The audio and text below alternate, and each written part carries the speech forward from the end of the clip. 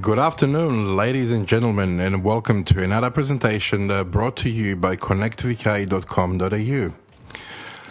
Well, my voice commentary is probably not necessary in this video, but anyway, just a few words to sum up what I've been doing.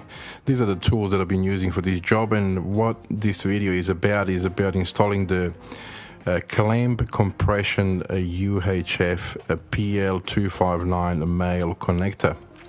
That's a bit of a mouthful.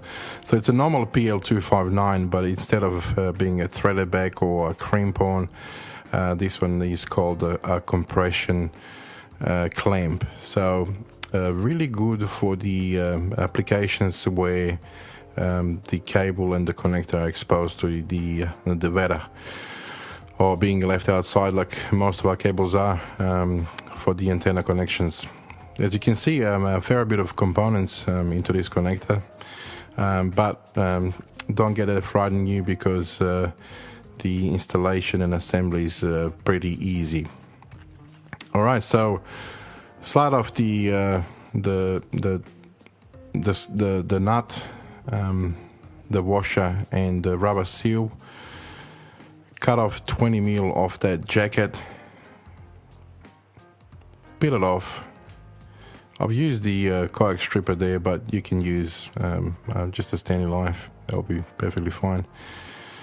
And insert that on the small washer there. The small washer is made purposely a couple of mil shorter in diameter, so you actually would not go over the jacket. It needs to stay just where the jacket ends there. And then once that's completed, you need to pull back that braid and make a bit of a mess of it. Remove the aluminium foil. The cable that I'm using here is LMR400. Yeah, you can use this on RG213 as well. Pretty good. I can tell you that, there's probably going to be no way of water penetrating inside of that cable once this connector is installed.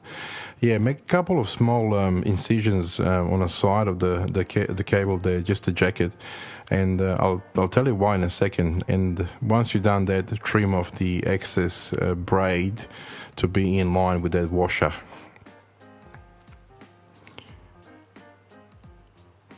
All right, there you go. Now that second washer with a bit of extension on it, that one needs to slide underneath the jacket there, hence why I've got those incisions there. There you go, you can see that. And that's basically it. So now I've used the caliper again to measure up 13 millimeters. So it's 1/3 mil from the end of the washers there, and I've cut off the remaining of that center conductor. In terms of the foam dielectric there, the insulator, strip it off all the way apart from the last 2 millimeters. You only need just a little bit of that hanging out, and then you slide off the center pin, and that's basically it. Put the body of the connector over it and screw it on. How easy was that? And look at that, this connector looks like a tank.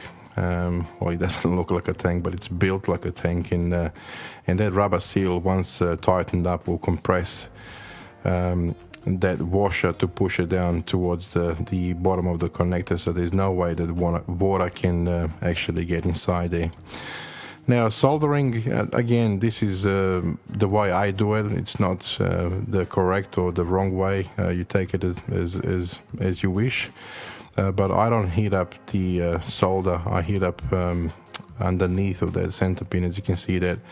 And the center conductor was purposely cut off about 2 or 3 mil short, so I can actually fill in that cavity with the solder to ensure the good connection there. And yeah, that's basically it. Once you've done soldering it, just do your continuity testing like you would with every other cable assembly, and that's it. Really, not much more to add. Free advertising for Makita, of course. I'll send them an invoice next week. But yeah, that's it really. that would conclude my presentation. I hope that you enjoyed it, and this was in preparation for my Oceania DX contest. So there you go. Alright guys, wishing you all the very best, and stay safe until the next time. 73s.